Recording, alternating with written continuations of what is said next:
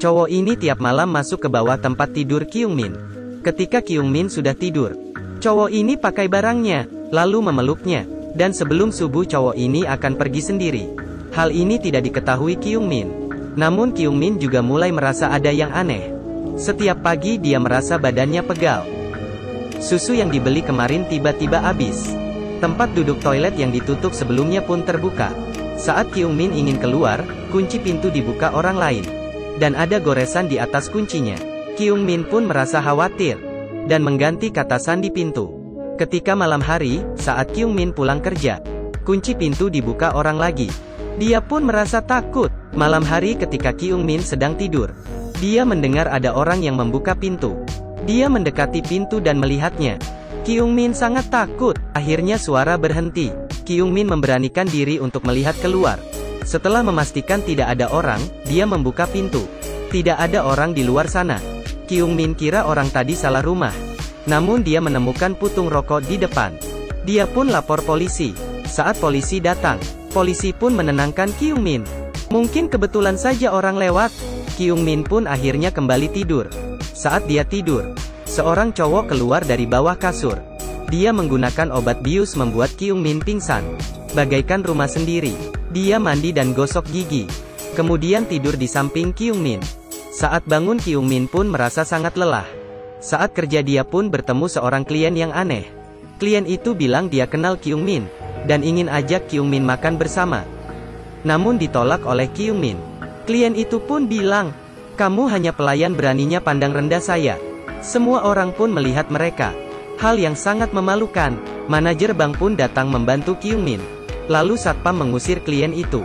Siapa tahu saat Kyung Min pulang kerja, klien itu muncul lagi, dan ingin mengantar Kyung Min pulang rumah dengan maksa. Beruntungnya, manajer bank datang membantunya. Manajer pun mengantarnya pulang.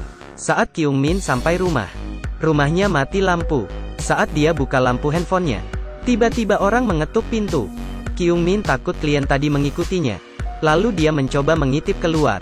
Rupanya manajer dia. Dompet Kyung Min tertinggal di mobilnya. Manajer mengantar dompetnya. Melihat rumah yang gelap, dia pun membantu Kyung Min. Setelah itu, manajer ingin ke toilet. Kyung Min pun menyimpan barang terlebih dahulu, dan menyadari tempat duduk terbuka. Biasanya dia tidak pernah membukanya. Dia sangat ketakutan melihat manajer yang lagi cuci tangan. Kyung Min pun bertanya bagaimana dia tahu rumahnya. Manajer pun terdiam. Kyung Min mulai curiga, dan berlari keluar. Saat Kyung Min melihat polisi yang berpatroli, dia pun berteriak dengan kuat. Saat polisi buka pintu, manajer sudah meninggal. Rupanya dia bukan penjahatnya. Polisi pun menahan Kyung Min. Dikarenakan di dalam rumah masih ada orang ketiga, polisi pikir Kyung Min merencanakan pembunuhan manajernya. Kyung Min pun ditahan 24 jam. Namun karena tidak ada bukti, Kyung Min dibebaskan. Rumah ini sangat berbahaya. Kyung Min ingin pindah segera. Saat pindahan Kyung Min menemukan satu kunci. Kunci rumah di atas. Kyung Min pun mencoba. Saat dia membuka pintu, tidak ada orang di dalamnya. Rumah ini sudah lama tidak ada penghuni. Kyung Min mendapatkan informasi pemilik rumah ini adalah wanita. Namun tidak ada yang menjawab. Saat dia memeriksa transaksi bank, wanita ini setiap hari Sabtu jam 1 akan belanja di minimarket sebesar 3.200 yen. Kyung Min mengajak teman ke minimarket. Pada jam 1 ada seorang wanita yang belanja 3.200 yen. Mereka pun mengikutinya. Namun sampai di salah satu simpang, Kyung Min berpisah dengan temannya. Kyung Min melihat sebuah rumah yang aneh.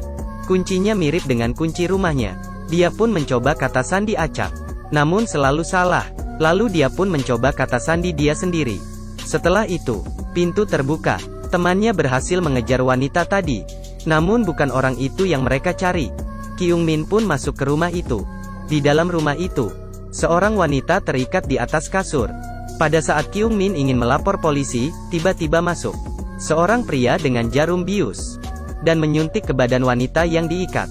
Wanita ini adalah tetangga Kyung Min yang hilang. Dan pria ini adalah pembunuh manajer Kyung Min. Kyung Min sembunyi di bawah dan ketakutan. Telepon pria tiba-tiba jatuh. Dia pun memungutnya, dan pergi meninggalkan Kyung Min.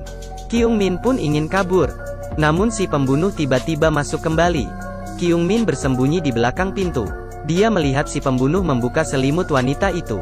Dan terlihat kaki wanita yang dipotong. Saat ini, terdengar suara sirene di luar. Si pembunuh pindah ke dekat jendela. Kyung Min berlari ke ruang tamu dan bersembunyi di bawah meja. Dia melihat si pembunuh mengeluarkan gergaji. Dan mulai potong lengan wanita itu. Tiba-tiba, botol jatuh ke bawah lantai. Kyung Min ketakutan. Namun si pembunuh terus memotong lengan wanita tadi. Kyung Min pun segera lari keluar. Saat dia buka pintu, teleponnya tiba-tiba berdering. "Oi, teleponmu berdering." Kyung Min berlari sekuatnya. Jalanan tidak ada orang. Si pembunuh terus mengejar. Kyung Min pun bersembunyi di sebuah toko. Tunggu si pembunuh pergi. Dia pelan-pelan keluar. Tiba-tiba pintu dibuka. Kyung Min ketakutan. Saat ini, teman Kyung Min menabrak si pembunuh dengan kuat. Namun si pembunuh berhasil menjatuhkan teman Kyung Min. Kali ini Kyung Min sangat ketakutan. Beruntungnya ada polisi yang lewat. Polisi menemukan potongan tubuh wanita yang dibuang di tempat sampah. Tangan mayat itu ada satu kartu nama. Kartu itu yang diberikan Kyung Min ke kliennya. Polisi pun menangkap si klien itu. Klien itu mengaku tidak membunuh orang. Dia tidak akan menggunakan cara sadis, memotong lengan orang. Tapi polisi tanya, "Saya tidak bilang korban itu dipotong. Bagaimana Anda tahu?" Si klien menjawab, "Karena saya seorang tukang kayu. Saya tidak akan memotong potongan yang begitu jelek." Saat polisi melihat jam yang dipakainya, teringat kata Kyung Min. Dia ada lihat si pembunuh juga pakai jam seperti itu. Dan dapat dipastikan si klien adalah pembunuh. Case ini bisa diselesaikan setelah hasil sidik jarinya keluar. Demi keamanan, Kyung Min pun pindah ke rumah baru. Dan karena sidik jari tidak cocok, si klien dibebaskan. Saat pindah ke rumah baru, Kyung Min mendapat kiriman. Isinya telepon yang dia jatuh di rumah pembunuh. Dan dalamnya semua foto Kyung Min lagi tidur. Belum sempat ketakutan, teman Kyung Min pun telepon. Ada pria yang tidak dikenal. Sang pria masuk ke toilet. Dan saat temannya masuk rumah, temannya dibius hingga pingsan. Kyung Min segera lari ke rumah temannya. Saat ini, sang pria lagi siap-siap memotong kaki temannya. Kyung Min pun mencoba membuka pintu. Saat itu ada tangan yang memegang dia dari belakang. Dia adalah si klien. Dia pun mukul Kyung Min dan memarahinya. Beruntung polisi tiba di tempat. Saat polisi buka pintu, temannya terbaring di atas kasur. Pembunuh tidak membunuhnya. Rupanya video direkam 3 jam lalu. Temannya baik-baik saja, karena sasaran si pembunuh adalah Kyung Min. Polisi memberikan satu CCTV ke Kyung Min. Kyung Min meletaknya di atas lemari, agar bisa merekam bagian pintu masuk, dan memastikan apakah ada orang yang masuk rumah. Kyung Min pun pergi ke minimarket beli barang, dan bertemu seorang satpam. Saat mau pergi, terdengar jumlah belanja si satpam adalah 3.200 yen. Jangan-jangan, dia balik dan lihat, si satpam juga memakai jam kuno yang sama. Dia pun berlari pulang rumah dan mengunci pintu. Kali ini kunci pintunya ada 3. Saat ini, polisi telepon dia. Suruh dia jangan keluar rumah. Si klien sudah dibunuh. Si pembunuh pasti masih berkeliaran.